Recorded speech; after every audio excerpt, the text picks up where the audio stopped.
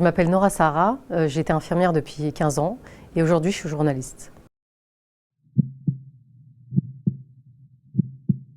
J'ai écrit le livre « Si les gens savaient ». Si les gens savaient, c'est parce que cette phrase, toutes les soignantes l'ont déjà dit au moins une fois dans leur vie et c'est la phrase qu'on entend le plus quand on est infirmière. C'est un livre pour les soignants mais aussi pour les patients pour qu'ils puissent comprendre l'envers du décor à l'hôpital. Donc moi, je n'avais pas du tout prévu d'arrêter le métier. J'ai fait face à la première vague comme beaucoup de soignantes et j'ai été malade. J'ai fait partie des premiers soignants contaminés. Et en fait, quand je suis revenue, je me suis rendu compte que dans le service dans lequel j'étais, on avait nié ma contamination, c'est-à-dire qu'on m'avait dit « vous avez été contaminé du Covid, mais pas chez nous », sachant que j'étais en confinement à 300 mètres de la clinique, seule, pendant 2 mois.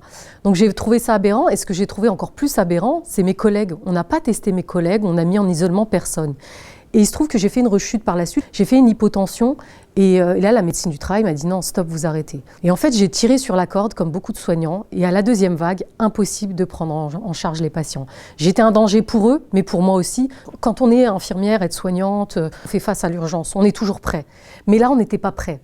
On n'était pas prêt, on n'était pas informé. Il n'y avait plus personne de la direction.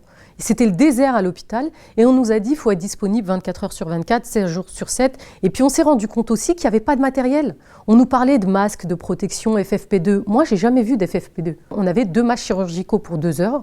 Des gants, il nous arrivait à ne plus en avoir en fin de service, à faire avec les moyens du bord. Quand on n'a pas de blouse, quand on n'a pas de gants, ben on fait comme on peut, avec ce qu'on a. Pour la première fois, j'ai mis des sacs poubelles sur ma tête. J'ai vu que des infirmières, on leur remplissait des petites fioles de Manugel comme si c'était un parfum de luxe, entre guillemets. J'ai trouvé ça aberrant en pleine crise. Et puis, on ne peut pas dire que les établissements n'ont pas d'argent. Mais en fait, on n'a pas d'argent pour les soignants. On est là pour soigner, mais en fait, qui nous soigne? On nous a jetés comme ça au front, comme on dit, en guerre, mais avec rien, sans armes. Alors moi, il y a une chose qui m'a marquée, c'est quand j'ai interrogé les étudiants infirmiers. Quand j'ai entendu une jeune infirmière de 19 ans qui fait une tentative de suicide à son 2e stage parce qu'elle a fait face à la mort et qu'on ne l'avait pas préparée, quand j'entends des étudiants infirmiers qui sont sous antidépresseurs, quand j'entends des infirmières de bloc qui font des fausses couches parce qu'elles sont debout pendant 11 heures, 12 heures, qu'elles mangent en 15 minutes, que parfois elles ne boivent pas parce qu'elles n'ont pas le temps d'aller aux toilettes, là ça m'a fait froid dans le dos.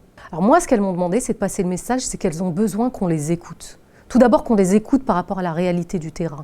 La réalité du terrain, c'est quoi? C'est qu'il n'y a pas de matériel, il n'y a pas de personnel. Quand on me raconte qu'il manque des fois des antiseptiques, qu'il manque des perfusions, qu'il manque des compresses, on se dit qu'on est en France en 2020-2021 et qu'aujourd'hui on en arrive là. Et c'est ça en fait qu'elle demande, c'est de pouvoir prendre en charge les patients dignement, d'avoir du temps pour eux aussi, parce qu'elles n'ont pas le temps, elles ont l'impression de soigner des machines, elles ont l'impression elles-mêmes d'être des machines et de soigner des machines.